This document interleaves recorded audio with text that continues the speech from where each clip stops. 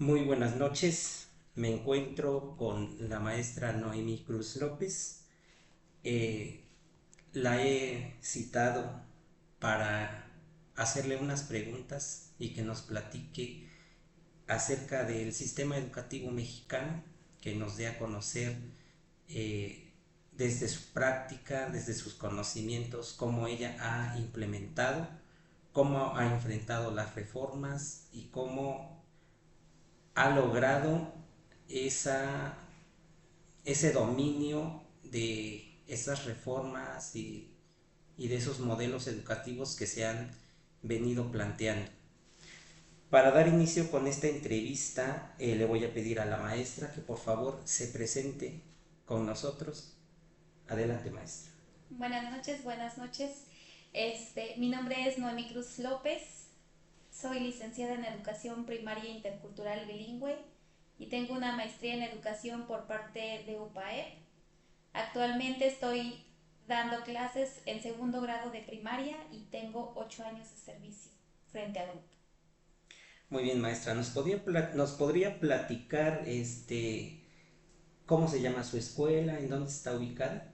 Mi escuela se llama 21 de marzo, está ubicada en la región de Tehuacán, Puebla, en una colonia aledaña al centro de la ciudad. Muy bien, maestra. Bueno, para mí es un gusto tenerla y escucharla. Me da esa satisfacción saber que hay maestras muy comprometidas que también destinan tiempo, ¿no?, para podernos compartir de su experiencia. Bueno, vamos a iniciar con nuestra primera pregunta y más que una pregunta me gustaría que usted nos exprese eh, o nos platique sobre lo que establece el artículo tercero de la Constitución Política de los Estados Unidos Mexicanos. Bueno, pues el artículo tercero es una ley que está establecida en nuestra Constitución, en la que se establece que la educación debe ser obligatoria, laica y gratuita para cualquier individuo sin distinción alguna. Debe de favorecer el amor a la patria, el desarrollo de valores, la autonomía, la creatividad, todo lo que un individuo debe de poseer para desarrollarse en la sociedad. Muy bien, maestra. En base a los conocimientos que usted tiene del artículo tercero, ¿quién es el encargado de impartir esta educación en nuestro país? El Estado es el encargado de impartir la educación y el ejecutivo Federal se encarga de establecer los planes y programas de estudio. Muy bien, maestra. Hizo usted un comentario muy importante, más bien una afirmación muy importante en torno a lo que establece el artículo tercero sobre la educación obligatoria. ¿A qué se refiere cuando decimos que es obligatoria y que está establecida desde el artículo tercero de la Constitución? Pues se considera obligatoria desde la educación inicial hasta la educación media superior, que vendrían siendo inicial, preescolar, primaria, secundaria y en media superior lo que conocemos como los bachilleratos o preparatorias. Obligatoria para los tutores de los niños porque deben de cumplir con, con esta ley. Es obligación de ellos darles educación a sus niños, llevarlos a la escuela y es obligación del Estado impartir o contar con centros educativos, maestros, libros que puedan permitir que los alumnos o que los jóvenes se preparen. Muy bien, maestra. Algo que también me hizo como resonó en mi mente respecto a que la educación era laica y obligatoria. Son dos conceptos muy importantes, pero ¿qué más, aparte de laica y obligatoria, qué más nos debe ofrecer esa educación que nos oferta el Estado? Pues debe ser humanista, con un enfoque pedagógico, debe permitir que los educandos se desenvuelvan en la sociedad, debe de permitir que los alumnos eh, tomen esas herramientas necesarias para, pues, para enfrentarse a la vida ante las situaciones laborales, ya sea emocionales, ahorita que estamos viendo tanto lo emocional, pues formar ciudadanos completos. Muy bien, maestra.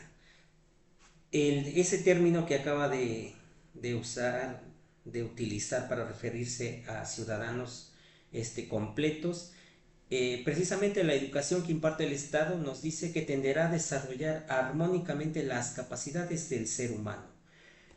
Cuando dice capacidades, ¿como a cuáles se refiere?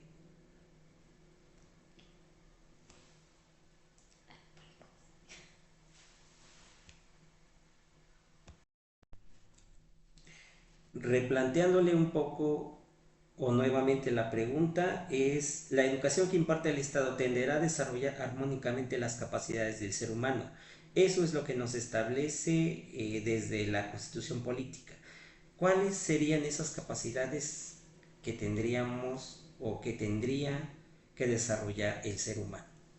Pues los valores, principalmente la responsabilidad, el compañerismo, el amor a la patria, a no discriminar, a, a desarrollarse en un ambiente eh, armónico, en compañerismo y todas esas actitudes y capacidades que nos permiten convivir en ciudadanía.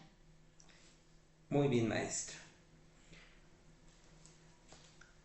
En la siguiente pregunta me gustaría que nos diera una opinión o su punto de vista respecto al modelo educativo 2017. Tengo entendido que bueno, usted tiene ya algunos años de experiencia y probablemente llevó a la práctica este modelo.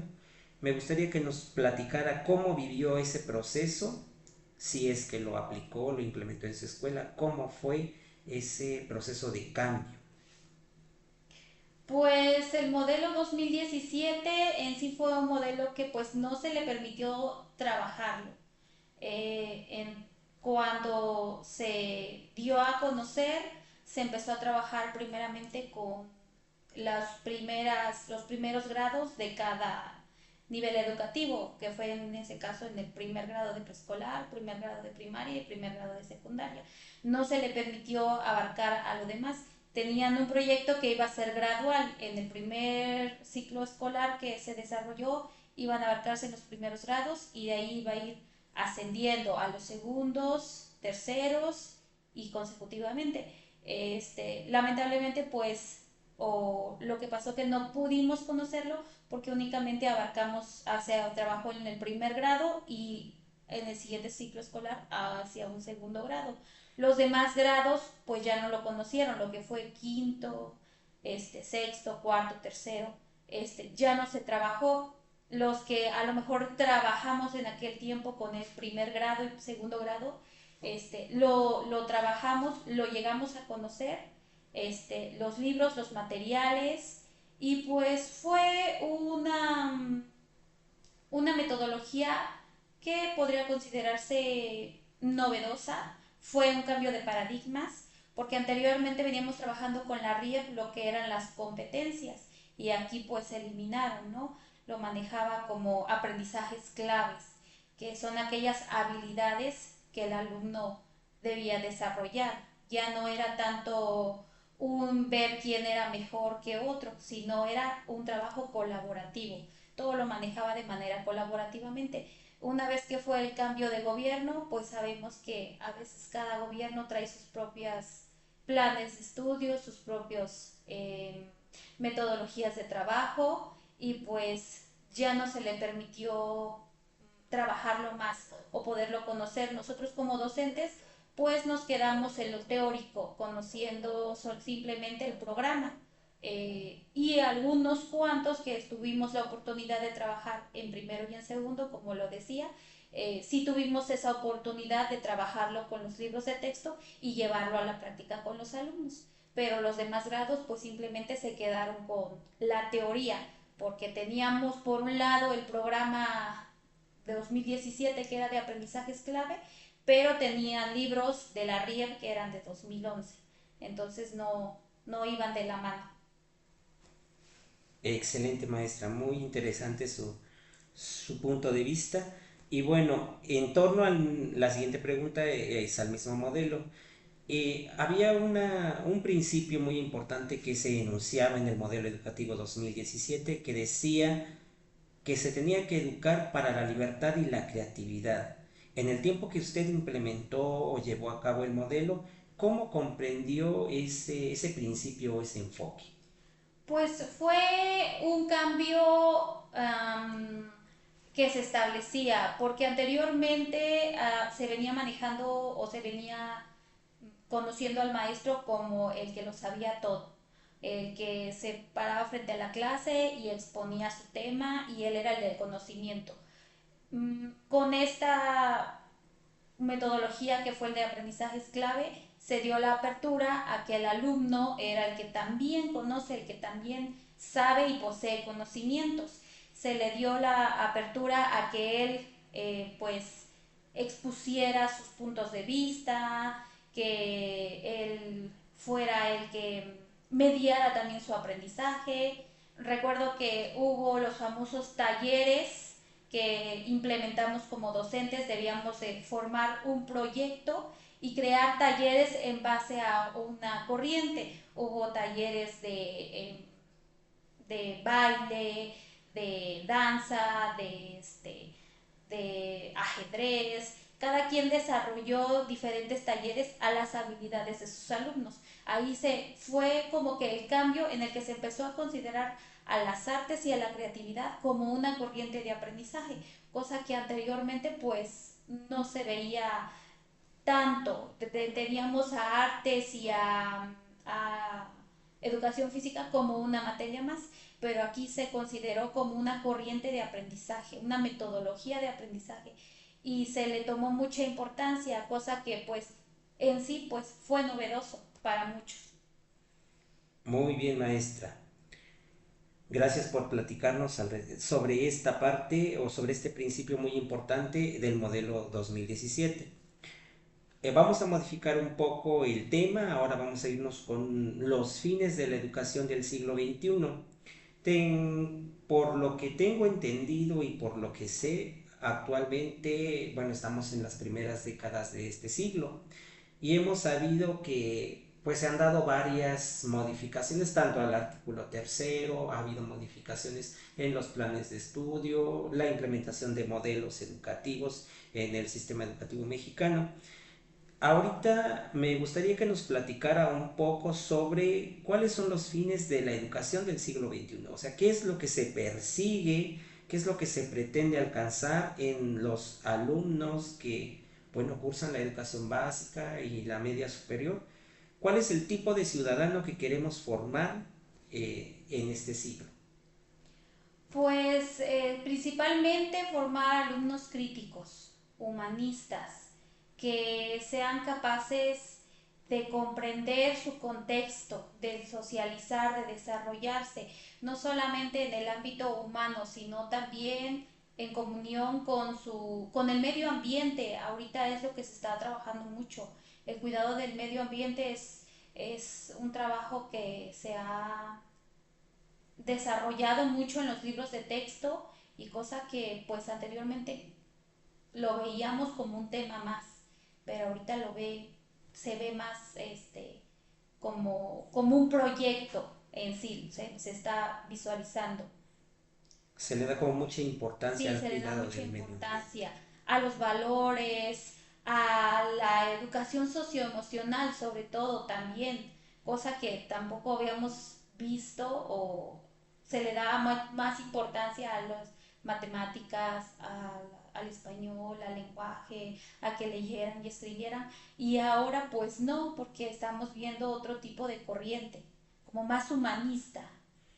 Muy bien, maestra. Algo que nos mencionó respecto al modelo educativo 2017 sobre el aprecio hacia las artes, hacia la cultura. Actualmente esa forma todavía lo implementa, promueve el aprecio por las artes visuales, la pintura o el baile, la danza. Actualmente en su práctica todavía lleva a cabo algunas actividades de este tipo. Sí, sí, de hecho, pues hay cosas que retomo de los planes anteriores. Todos los planes pues traen algo para aprender. No vamos a criticar ni a decir que no funcionó. Creo que todo es un aprendizaje. Tanto el plan de la RIF del 2011 trajo cosas innovadoras para su tiempo. Veníamos de un plan 93 que nunca se había cambiado desde hace años y de ahí vino el 2011 y fue innovador en su momento. De ahí llegó a aprendizajes clave y también trajo cosas innovadoras, que trajo la corriente artística y la creatividad. Y los famosos talleres que recuerdo le gustaban mucho a los niños cuando los tomábamos los días que nos tocaba trabajarlos. Y pues son cosas que yo retomo actualmente en mis clases. Tenemos clases de arte con pixeles, que hacen sus dibujos, hacemos manualidades, hacemos bailes. Las artes siempre están inmersas en las clases. Muy bien, maestra, excelente participación. Muy bien, ahora voy a leerle un fragmento de algo que ocurrió en el año 2019 que tuvo que ver con una reforma más al artículo tercero constitucional que dice de la siguiente manera. El 15 de mayo de 2019 se llevó a cabo la decimoprimera reforma al artículo tercero constitucional, misma que dio respuesta a uno de los compromisos más importantes que había asumido el presidente Andrés Manuel López Obrador durante su faceta como candidato en el proceso electoral de 2018, cuando firmó el acuerdo para derogar la reforma. Con esta nueva reforma surge la NEM. Ahora, maestra, la NEM pues se refiere a la nueva escuela mexicana. Ya es un nuevo modelo, un nuevo gobierno, o sea, hay un cambio entre lo que estaba ocurriendo con la reforma anterior del 2011 y luego la propuesta del modelo 2017, pero ahora viene una derogación. Entonces, ¿cómo vivió esta reforma o el cambio del momento en que dejaron de trabajar o de seguir implementando el modelo 2017? ¿Cómo enfrentó este cambio?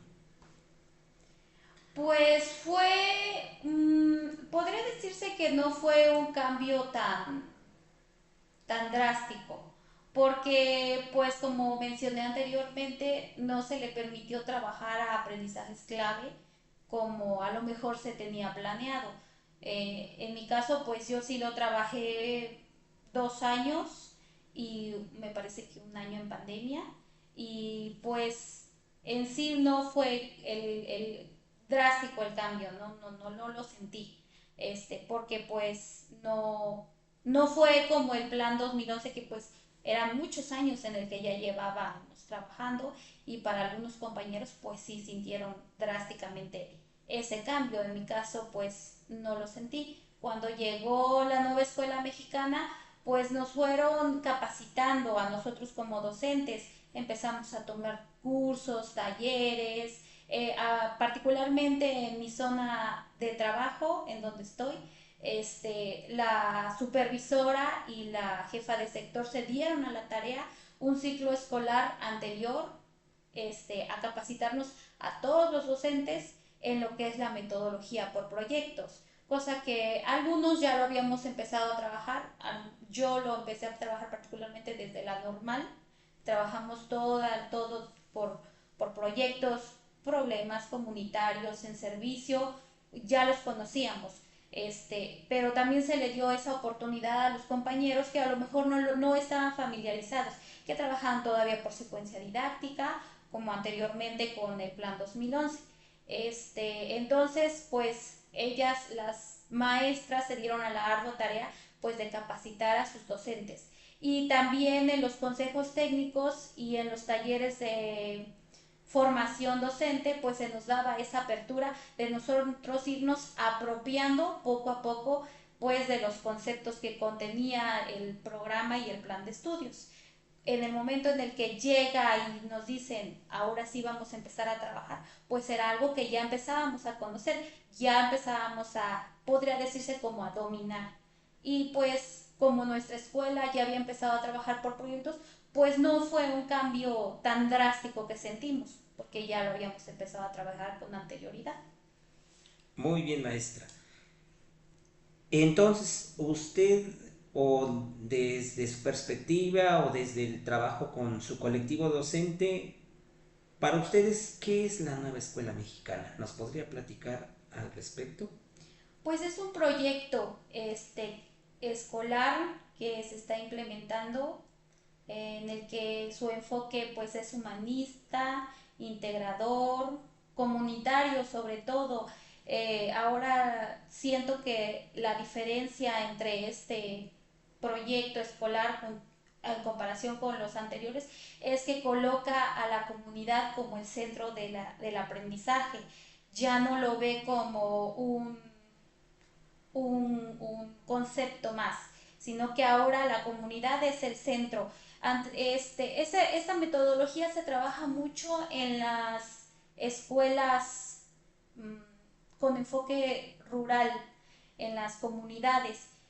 Yo recuerdo que cuando íbamos a practicar en la normal hacíamos proyectos comunitarios en los que teníamos que incluir a los padres de familia, partiendo de saberes de la comunidad, ya sea, no sé, elaboración de tortillas, la milpa, el pan, aquellos saberes que poseía la comunidad y la escuela era la que se adaptaba al aprendizaje que ya poseía la comunidad o el territorio. Entonces, pues era cosa que no se trabajaba en las escuelas urbanas o en el enfoque federal, ¿no? No venían así los proyectos, eran simplemente las secuencias didácticas. Entonces, es el cambio que se tiene en y pues la verdad a mí me gusta mucho. ¿Por qué? Porque incluyes a los padres de familia, ya no los estás excluyendo, ya no excluyes a la comunidad, ellos se tienen que involucrar a la escuela y pues nos ha gustado, en lo particular a mí me ha gustado el cambio porque los papás están inmersos en la escuela, ven lo que se trabaja, ya no simplemente es de estar afuera y ver qué se hace o simplemente revisar las libretas como anteriormente, sino que se le invita al padre de familia a que vaya, a que apoye, a colabore, a realizarle inclusive entrevistas, a que ellos se involucran ahora también. La escuela ahora es la que está saliendo para la comunidad. Excelente, maestra. Y considerando un punto de vista importante ahorita que nos habla de integrar a la comunidad, entonces hubo modificaciones o se sabe que ha habido modificaciones en torno a que ahora ya no se manejan materias en la escuela, ya no tenemos español, a matemáticas. ¿Nos podría platicar cómo es la organización de contenidos en la nueva escuela mexicana? Sí, ya no existen las materias como tal, como antes eran que el español, matemáticas, ciencias, formación, artes y educación física, geografía, historia. Ahora son campos formativos y ejes articuladores, que estas ahora pues engloban lo que antes eran las materias, pero ahora lo vemos desde un enfoque más amplio, más globalizado. Muy bien, maestra. ¿Nos podría mencionar cuántos campos formativos y cuáles son sus nombres? Son 4 campos formativos, es lenguaje, que abarca lo que anteriormente era el español y artes y también abarca lo que es la lengua materna o el inglés, dependiendo de si es educación indígena o en algunas escuelas pues les dan la otra lengua. El de saberes y pensamiento científico, que también abarca la de lo que anteriormente eran las matemáticas y las ciencias naturales, ética, naturaleza y sociedad, que son lo que abarca las ciencias, anteriormente eran las ciencias, geografía, historia, y de lo humano a lo comunitario, que pues abarca lo que anteriormente conocíamos como formación cívica y ética y educación física. Muy bien, maestra. Excelente su participación. Algo muy importante que mencionó es que desde su preparación previa, antes de estar ya, digamos, frente al grupo, digamos, en su trayecto como estudiante, nos mencionó que usted ya tenía conocimiento en torno a algunas metodologías de trabajo. Actualmente se sabe o tenemos entendido que hay ciertas metodologías que la nueva escuela mexicana propuso para desarrollar o para implementar en las escuelas. ¿Nos podría mencionar cuáles son esas metodologías que incluso tienen el nombre de metodologías sociocríticas? Sí, son los proyectos que cada campo formativo eh, maneja o sugiere un proyecto a trabajar. Este es el proyecto comunitario, el proyecto basado en STEAM, el proyecto en el servicio y el proyecto Basado en basado en problemas. Muy problemas. bien. Sí. Muy bien, entonces son cuatro metodologías que propone la nueva escuela mexicana. Muy bien, partiendo de estas cuatro metodologías en su centro educativo, ¿qué metodología sociocrítica implementan específicamente en su escuela? Pues específicamente en nuestra escuela nosotros nos basamos en el proyecto integrador. Quisimos manejarlo porque nos permite abarcar eh, todos los campos formativos y los contenidos en base a un tema que elegimos como escuela. Nosotros como escuela nos organizamos al inicio del ciclo escolar y detectamos problemáticas mediante un diagnóstico socioeducativo que se implementó a las familias.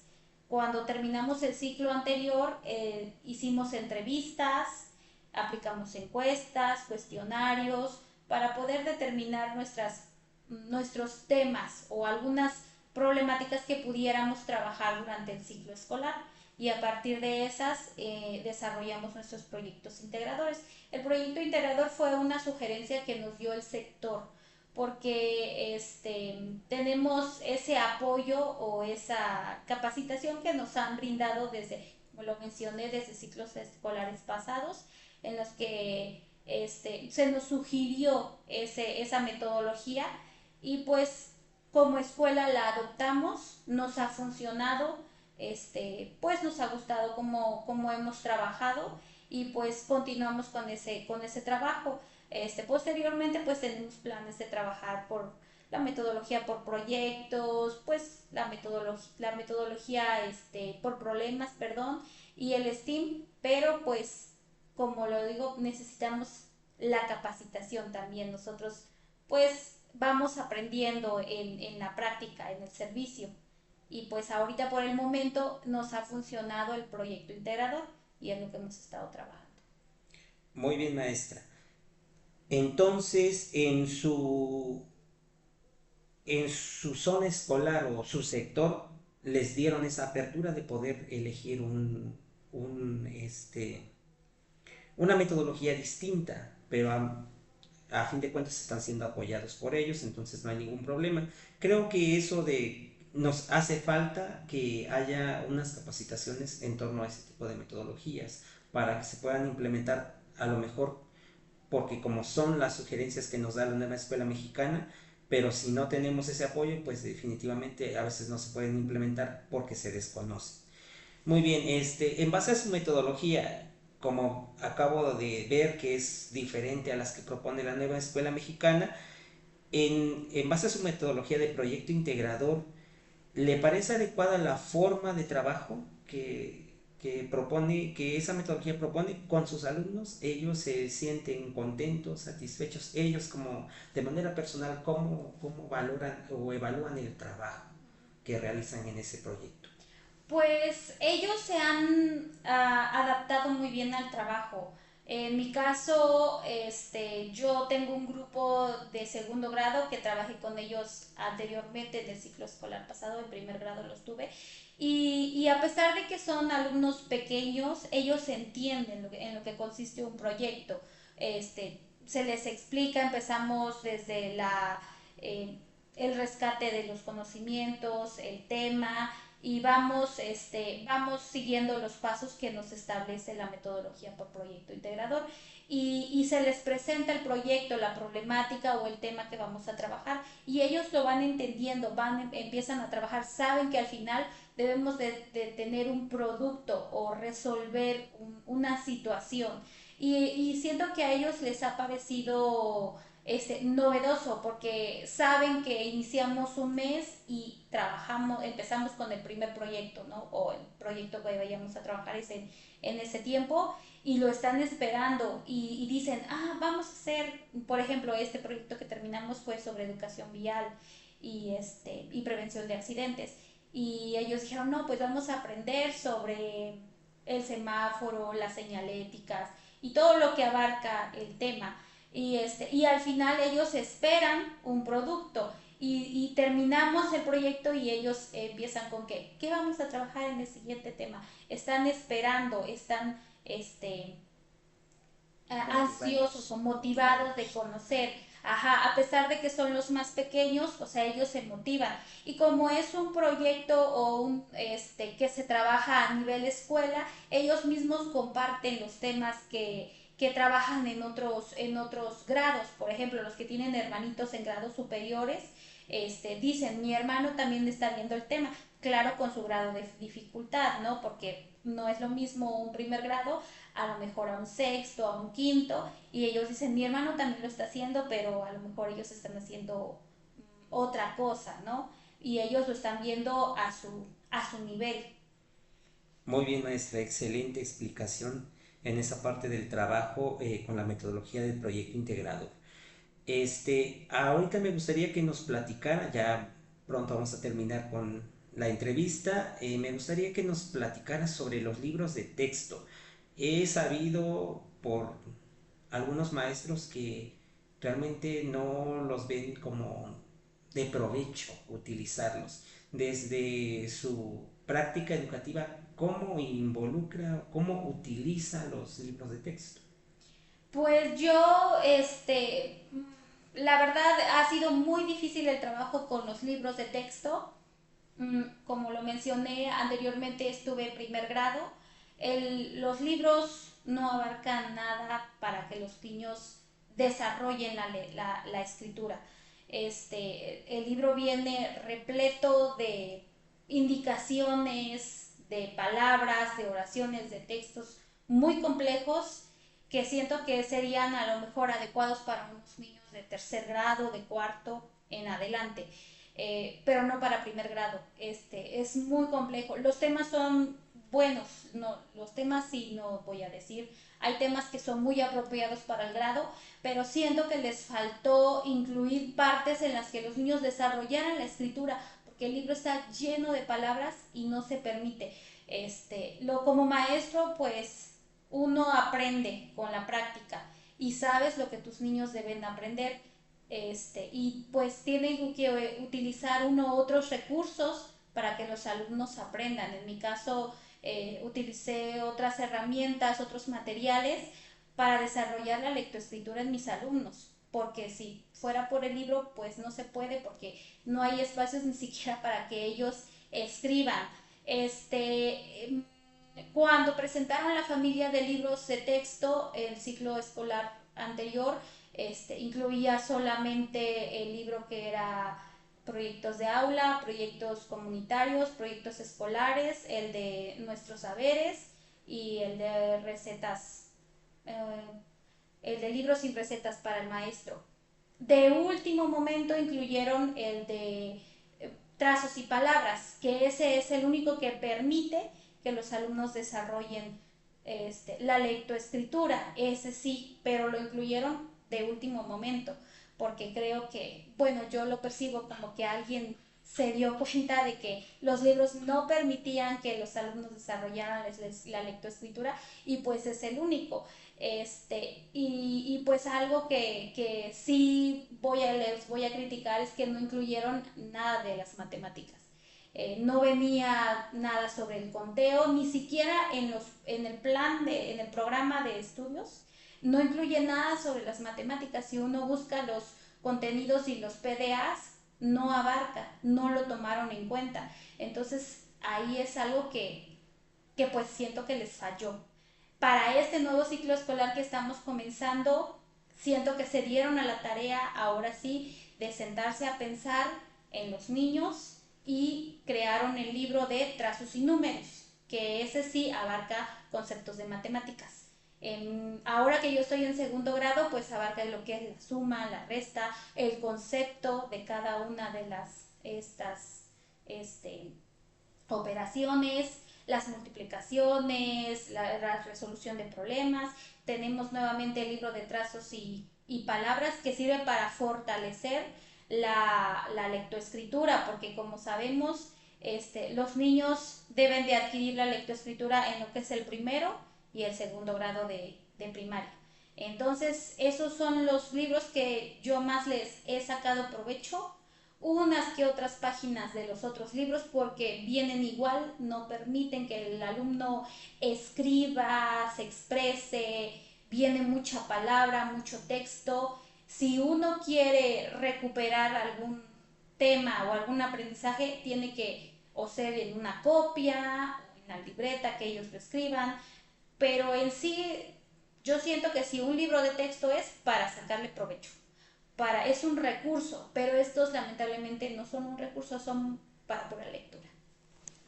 Excelente reflexión, maestra, en torno a los libros de texto, ya que ha habido diversas opiniones de otros maestros que, bueno, llegan a la misma reflexión de que se dificulta o es muy difícil integrar los libros de texto en los diversos grados. Ahorita nos compartió una excelente experiencia en primero y segundo grado. Qué bueno que se dieron esa tarea de corregir los detalles que había, porque precisamente los primeros grados es para la consolidación de lectoescritura e incluso las matemáticas. Sí, y ojalá y siento que este es un proyecto que va en construcción.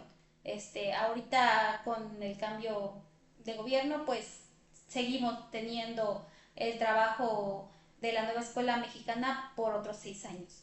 Entonces, anteriormente, como le mencionaba, no en primer grado no teníamos el libro, este año sí los tenemos, hicieron ese cambio, pero solamente fue en primero y segundo. Los demás grados no tienen ese libro que abarca lo de las matemáticas o los conceptos matemáticos. Los compañeros que tienen tercero, cuarto, quinto y sexto comentan lo mismo. No existe nada para trabajar en las matemáticas. Entonces ellos han tenido que recurrir a otros recursos, a los cuadernillos, a los materiales que venden otros compañeros maestros, pues para trabajar con sus alumnos, porque como le digo, nosotros aprendemos con la experiencia y sabemos lo que los alumnos deben de aprender en cada grado. Muy bien, maestra. Nuestra última pregunta de esta entrevista, que más bien es una charla muy interesante porque nos ha permitido conocer un panorama así como que global de la educación básica, o más bien de la educación primaria específicamente, pero me gustaría que me dijera en torno a esta última pregunta. ¿Cómo promueve la inclusión y la equidad en su aula? La inclusión y la equidad en el aula, pues yo desarrollo el juego de roles, el diálogo con los alumnos, establecer los acuerdos, las normas de convivencia, pues también con los proyectos que hemos estado desarrollando se permite desarrollar los valores, el respeto, la resiliencia, la reciprocidad, la empatía. Entonces es un trabajo muy arduo, pero que pues da frutos porque pues los alumnos aprenden a convivir, a respetarse unos con otros, a conocer sus diferencias a conocer sus diferentes capacidades, inclusive abarca desde las diferencias que tenemos físicas, familiares, económicas. Entonces ellos deben aprender a trabajar en armonía y pues sirve mucho el diálogo, el establecer las normas, el juego de roles, el trabajo colaborativo también. Muy bien, maestra. Bueno, para finalizar esta entrevista, algo importante que debemos de recalcar es que la nueva escuela mexicana es un proyecto con enfoque crítico, humanista, comunitario y que tiene esa visión de formar alumnos, personas, ciudadanos con una formación integral. Pues no me queda más que agradecer a la maestra Noemí Cruz López por responder a todas las preguntas, incluso nos explicó a detalle varias interrogantes que a veces nos surgen en este proceso de comprender estas metodologías, estos modelos educativos que se han venido implementando en las décadas recientes en nuestro país. Bueno, me despido. Mi nombre es Alejandro Flores Terrero y también le pido a la maestra que se despida, por favor, que nos dé algún mensaje de despedida. Pues muchas gracias por la invitación, por pues fue una plática, tiene razón, no se sintió tanto como una entrevista, más como una plática porque pues uno recuerda y va recapitulando todo lo que ha trabajado y lo que ha aprendido a lo largo de los años de servicio y pues a pesar de que no han sido muchos años de servicio que yo he tenido en comparación con otros compañeros de más años, siento que he aprendido, siento que sigo aprendiendo y pues es lo que debemos de llevarnos, ¿no? El aprendizaje. Excelente reflexión, maestra. Bueno, esto es todo de nuestra entrevista. Muchas gracias y hasta pronto.